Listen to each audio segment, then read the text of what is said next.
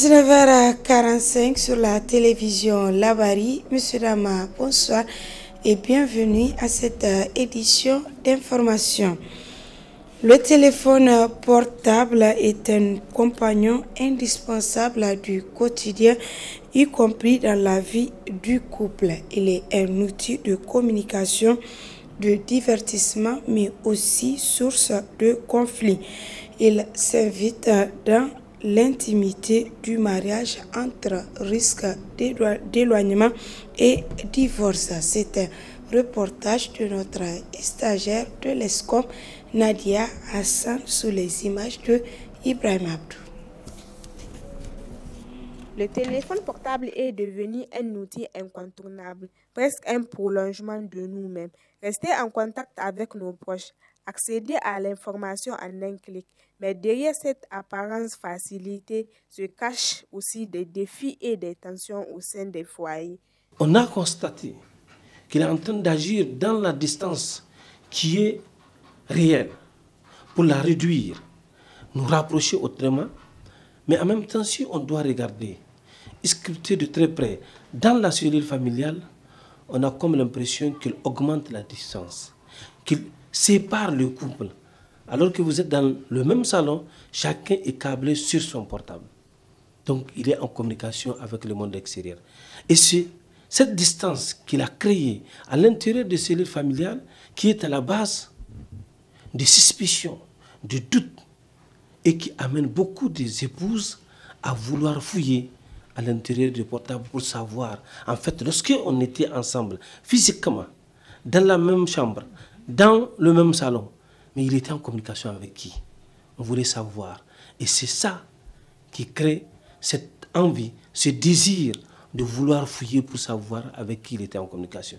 Et je pense que malheureusement, ça constitue la source de beaucoup de divorces, de beaucoup de problèmes qui naissent et qui grandissent dans nos cellules familiales ou dans nos foyers. Donc, ça a un avantage évident.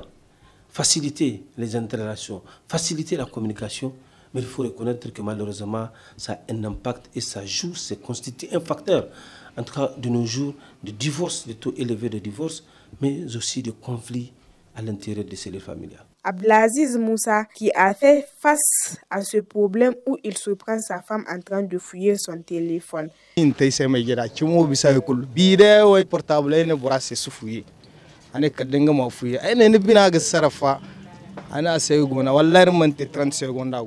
J'ai été victime de ce comportement déplacé des femmes.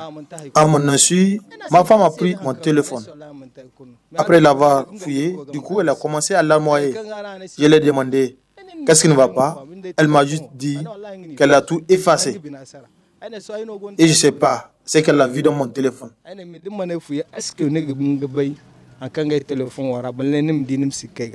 Fouiller le téléphone de son mari signifie le non-confiance est formellement interdit par la religion islamique, car la plupart des divorces de nos jours sont causés par le manque de confiance.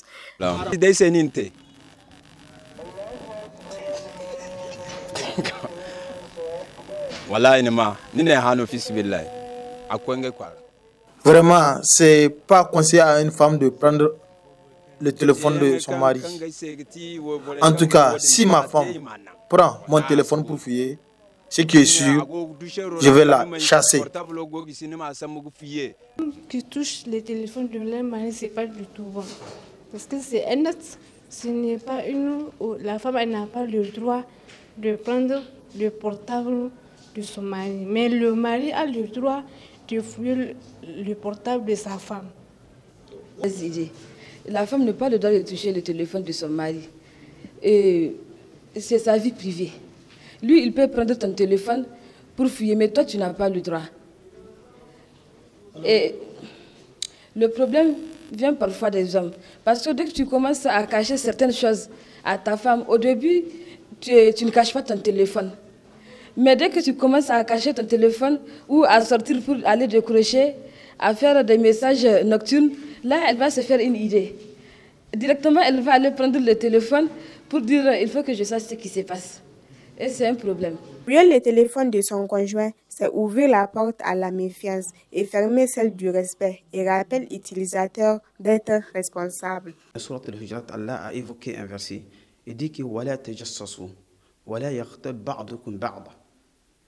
Ne fouillez pas dans une affaire qui n'est pas aussi claire. C'est-à-dire, vous pensez que ça là c'est ça, il ne faut pas aller. Sinon, ce que vous allez découvrir là, vous allez le regretter. Donc il y a une interdiction formelle du Coran. Tant que vous n'avez pas de preuves tangibles face à une affaire, il ne faut pas aller vers la fille. Et surtout, je ne le dis pas, il ne faut pas que les femmes disent que non, on dit qu'on est inscrit dans une logique de subordination totale. Non. On dit que le mariage, c'est vrai, donc moi je parle dans le cadre de l'islam. Je parle dans le cadre de ça. Donc la femme, elle encourt vraiment un grand risque, le fait d'aller vers le portable de son mari. Pour éviter des désagréments dans le foyer dus au téléphone portable, le sociologue donne ce conseil. Il y a deux éléments sur lesquels on doit agir pour que le portable puisse être plus profitable et rentable, en tout cas dans la vie du couple. Le premier élément, c'est de se faire violence, que ce soit l'homme ou la femme, éviter de fouiller le portable de l'autre. Ça, c'est vraiment une violence qu'il faudrait se faire. C'est vrai, ça fait mal.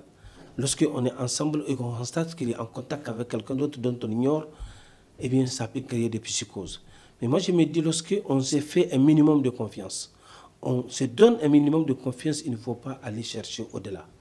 Parce que comme disait quelqu'un, même le lait qui paraît clair, à force de vouloir sculpter de très près, vous risquerez de trouver des poils noirs dedans. Donc c'est pourquoi il faut avoir ce minimum de confiance et éviter d'aller loin et chercher dans le portable de son conjoint. Ça, c'est le premier élément. Le deuxième élément, c'est l'autre discipline également qu'on doit se mettre. Parce qu'il faut savoir qu'à chaque chose, un temps. Le portable doit avoir un temps. À partir du moment, peut-être que vous pouvez vous décider qu'à partir de 21h ou à partir de 18h ou à partir de 19h, il n'y aura plus de portable à la maison, sauf en cas d'urgence. Là, vous vous disciplinez et vous allez voir que vous aurez ce temps-là que vous devrez accorder à votre conjoint ou à votre conjointe. À force de chercher des preuves de trahison, certains couples finissent par se blesser. Dans un couple, ce n'est pas toujours la vérité du téléphone qui détruit, mais le poison du doute. Et s'il n'y a plus de confiance dans un foyer, alors la rupture n'est pas loin. C'était là donc un dossier sur l'utilisation des téléphones portables au sein des couples.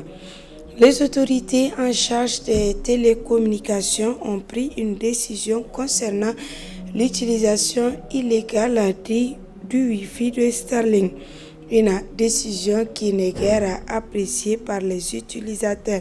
C'est ce qui ressort de ce reportage signé Ismaël Moumouni Moussa et Ibrahim Abdou.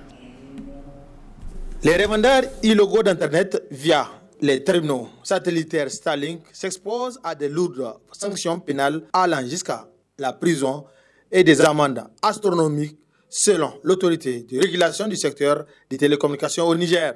Une décision qui est boudée par les utilisateurs qui sont les mêmes abonnés de ces compagnies téléphoniques mobiles car avec 100 francs CFA, ils peuvent surfer des heures et à haut débit via le Wi-Fi. L'utilisation des Starlink est 1000 fois meilleure que ceux des réseaux téléphoniques parce que c'est très rapide, la connexion est très rapide quand même. Et ça me permet de par exemple, de télécharger des films rapidement et ça me coûte franchement moins cher par rapport au réseau téléphonique. Dû à l'efficacité du réseau et il y a aussi les moindres coûts. Imaginez-vous, à des, j'arrive à connecter mon ordinateur grâce à ça. Imagine, c'est un avantage pour nous. Donc je remercie vraiment la société, même l'entreprise Starlink de nous a apporté ce truc-là. Vraiment, c'est un truc vraiment merveilleux. Tant que les compagnies de téléphonie mobile au Niger ne vont pas améliorer leur qualité de prestation tout en réduisant les coûts, leurs abonnés jurent de rester fidèles au Wi-Fi de Starlink. Vraiment, c'est de réduire vraiment leur prix, leur coût d'Internet. Vraiment, si cela est fait, vraiment, nous tous, nous voulons vraiment se connecter au réseau parce que ce sont des entreprises vraiment qui contribuent à l'économie de notre pays. Vraiment, c'est un atout. s'ils arrivent à réduire leur coût, vraiment nous, on sera ravis de se connecter à nouveau aussi. Ils n'ont qu'à diminuer les frais d'abord. Aussi, par exemple, des fois, quand je me connecte, avant que je puisse avoir la connexion, d'abord, je dois éteindre mon portable et le réallumer à chaque fois. Des fois, la connexion est vraiment très faible. Donc, ils n'ont qu'à voir ce côté-là et augmenter la capacité, diminuer les frais et peut-être les amendes qu'ils ont mis sur les trucs de Starlink, ils n'ont qu'à les diminuer pour que tout le monde puisse utiliser. Parce que franchement, ça fait avancer le pays. Cette décision de l'autorité de régulation du secteur des télécommunications au Niger est une manière de faire plaisir aux compagnies de téléphonie mobile en fermant les yeux sur la mauvaise qualité de leur réseau, affirment les abonnés. Alors, à présent, à la découverte d'une cité historique du Niger, à savoir Koigolo. C'est une localité située dans la région de Dosso. Le point avec Adam Ousmana et Ali Brema.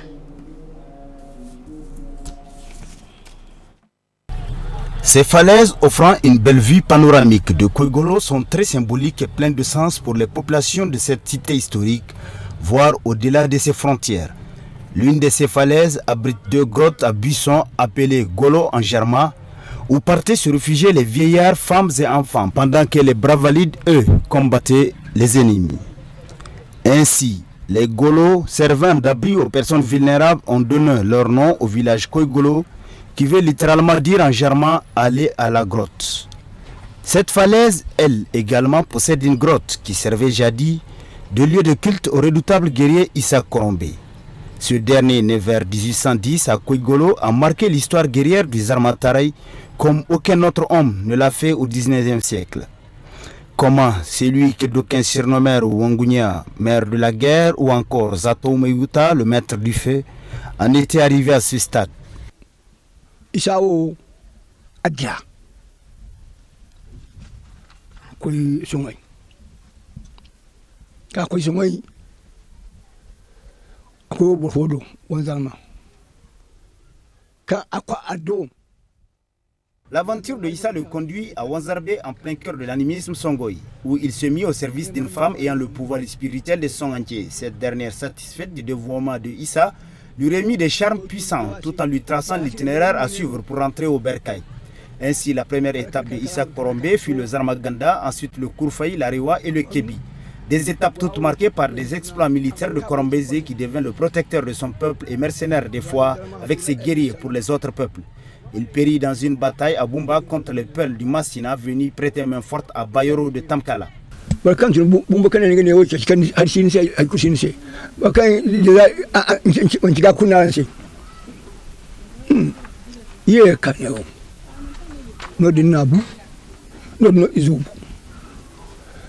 la mort de Korombeze Issa Moudi, ses compagnons et autres progénitures ont poursuivi ses actions à la tête de Koigolo jusqu'à l'arrivée des colons.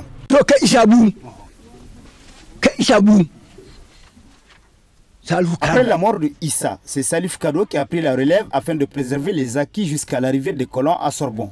Les colons ont confirmé la chefferie de Salif Kado, remplacée à sa mort par Gourouza, lui-même remplacé par Wanke Moussa. Après Wanke Moussa, Wanke Hassan lui succède, lui aussi remplacé par Wanke Abdou, après le décès duquel c'est Wanke Amadou Moussa qui se retrouve à la tête du canton. Quant au village de Koigolo, son premier chef reconnu par l'administration coloniale fut Maïgari Aruna, qui est le grand-père de l'actuel chef Amadou Garba Dizazi.